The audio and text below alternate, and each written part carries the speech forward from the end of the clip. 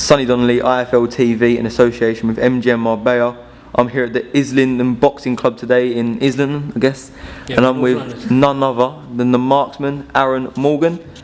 Aarron, just seen you do some bag work, bit of skipping. I know you hurt your hand in your last fight, so you're taking it a little bit easy. Yeah. But, what's been happening so far, sir? After the last fight, in the first round, I threw an uppercut straight through the middle of the guard, and then the geezer pulled his head straight down onto it, smack bang in the forehead. I felt it go straight through my arm in the first round. But luckily, I stuck to what I was doing and got him out of there in the third. I then spent the night, at the hospital getting X-ray and that. And luckily, nothing was broken, nothing was fractured. It was just bruised and a bit swollen. So since the fight, ain't done no punching. I've still been training, still been ticking over, just not hitting nothing. But back hitting stuff now, and can't wait to start hitting people. Have you got a date when you're next going to start hitting someone? No, I ain't got a date yet. When I'm back in the ring, get back into training these next couple of weeks and then see where the ground lies. Hopefully management can get something sorted out for me. I know you're in a sort of difficult position because you're obviously 9-0 now. It's time to start looking at titles. And I've got to say, Liam Smith winning the world title at your weight and everything that's happening with people calling everyone out, your name hasn't been mentioned too much. I know you're a bit of a quiet, reserved character, and unlike some people, like you see, like Prince Patel, obviously after his first fight, Roman Gonzalez wants to fight him, pound for pound best in the world. I mean, that's where like your mouth can get you. Yeah, no, I see that. So what's been happening to you? How come you keep so reserved? You know what? Genuinely, I'm not a mouthy guy. I'm just not like that. Anyone that knows me knows I'm cool. But same way, you can only be so quiet because what they say, closed mouth don't get fed.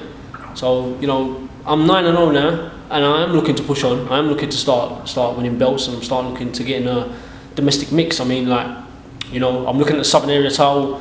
I know Freddie Turner was defending last week against Chris Ajadua. I know he lost the belt to Ajadua. I know he got injured in that fight, so it's a bit unfortunate because I would have liked to fight him, and I would have liked to beat him for the title, But Ajadua's got the belt now, so I'm 9-0 now. If he wants to defend against me, I'm sure that's a fight that can get made, and a fight that I'm confident of winning.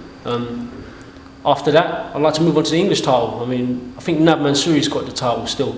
I think so. I'm not sure because he's not really too active. I know he fought. I think it was Sam Sheedy in the summertime. Yeah, it was. I think it was around about July. Other than that, I haven't seen nothing else on the board for him. But that's another fight. I mean, it's nothing personal against the guys. They just got belts that I want to fight for. So whoever's got them, I want to go after them. Boxing's boxing. You leave it in the ring and then you're friends afterwards. Yeah, I mean that's it. At the end of the day, look, I'm not looking to. I didn't turn pro to, fight foreign imports and, just keep racking up numbers in the win column against people that no one's heard of. I didn't turn pro for that, and that's not what I'm out for. So if anyone thinks that's the case, you're sadly mistaken. But I'm definitely looking to mix it, and I'm confident in my own abilities, and I'm ready to fight anyone in the division. Ready. Obviously, if you do look at your record, without being too offensive, a lot of the fights are what people would call Romanian busmen, or whatever you want to call them. Yeah. The guys that you bring over and just to get blown out of there. And I know that's not something you want because you like fighting and like you said, you're a student of the sport. Yeah, man, definitely. I'm a student of the game. And you know what? Being a student of the game, I understand that there's a due process that you have to go through. And I understand that you can't bar like a Lomachenko. You can't turn pro and just fight for world titles. You got to put in you got to do your apprenticeship, and you got to beat these guys. But saying that, I didn't turn pro to fight these kind of guys. I turned pro to be in interesting fights and and get in the mix. But it's one of them ones. It's a process you have to go through, and you're going through them. So what's your management and promotional situation at the moment? Promotionally, I'm free agent. I mean, I'm my own promoter. I'm out there on Twitter, the Facebook, the Snapchat, whatever. I'm trying to push myself across, and build the brand, as they say. Managerial wise, I'm being managed by Mickey Elliott, and I'm sure anyone who wants to sort out a fight can ring him. I'm sure he'll call me, and the answer's put the P on the table, and the answer's going to be yes.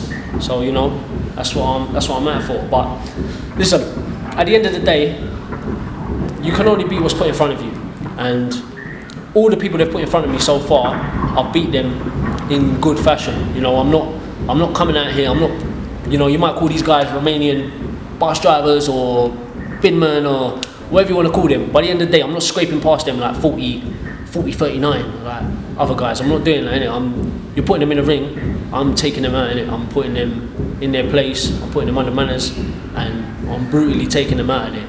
And as I start going through the levels, I'm confident I'm going to do the same thing. You're still generally quite young at 26, so you've still got a lot left in you. I mean, where do you see yourself in a year's time?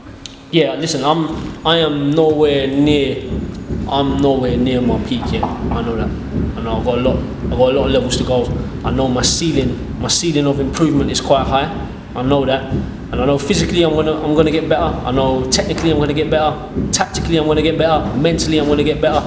So, you know, the future's bright, and you know, I'm ready for it. Do you think with Mickey Elliott's new London Live deal that will get your face out there a bit more, because people can actually watch you on mainstream television?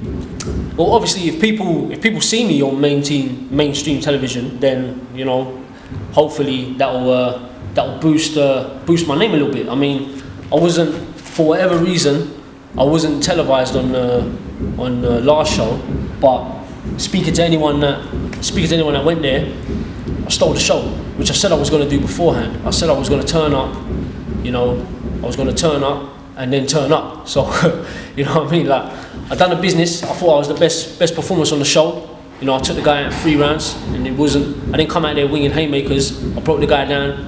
You know, I outboxed him, and then I took him out in brutal, you know, like 20 odd unanswered punches, brutal fashion. So, had that been on TV, I'm sure, you know, people would have been talking about it a lot more. But it's what it is, isn't it? Are you confident in your own ability? Yeah, you have to be. You can't. You know what they say. I'm not really one for the cliches. You know, you play football, you play rugby, you don't play boxing. But you know what is true. You don't play boxing. You know, when you get in a ring, you know, people are not. It's not kissing and cuddling. You know, you're throwing punches and you're hurting people. And you know, if you're not physically prepared, if you're not mentally prepared, you can get seriously hurt, man. And to do that, you have to be confident in your own ability. You can't go in the ring second guessing yourself, because if you don't believe in yourself, then you know you're in trouble. And like I'm saying, it's a dangerous sport. Like, you know, we saw the guy the other night on I think it was on the Golovkin card. I think it might. Oh yeah. It wasn't on the Golovkin card. So I think it was on the PBC card. It was. I can't remember. Yeah, I can't remember his name now. But yeah, Pritchard Cologne. Pritchard Cologne. That's it. Yeah. Anyway, but you see, you know, he was unfortunate and went into, you know, medically induced coma. I see on my Facebook this morning, I read an article saying that he's awoken from the coma now. So and he looks to be on the mend. So, you know, thank God for that. But it just goes to show again, you know, things can change in an instant. And you know, with that being said, you know, I'm engaged now. I've got a fiance. You know, I've got a son. I've got a mum that loves me. I've got friends that love me. You know, I'm not looking to have any of them sitting by a bedside wondering if I'm waking up or not. So I prepare myself properly and gotta be confident in my own ability when I go in the ring. Hit and not get hit. That's how you win. That's it, man. Hit and not get hit, or hit. If you manage to hit me, then I'm gonna hit you back even harder. You know? Fair enough. Well, I know you've obviously got a long day ahead, because you live the boxing life, didn't you? Yeah, man. You train, and when you're not training, you're training someone else. And yeah. It's boxing, Alex, my son, Sue, my fiance, and boxing, Alex, Sue. That's it. So when I'm not training, I'm here at the gym. I'm teaching boxing. I'm helping out the kids. I'm teaching a recreational class. I've got my own little class that I'm running now as well.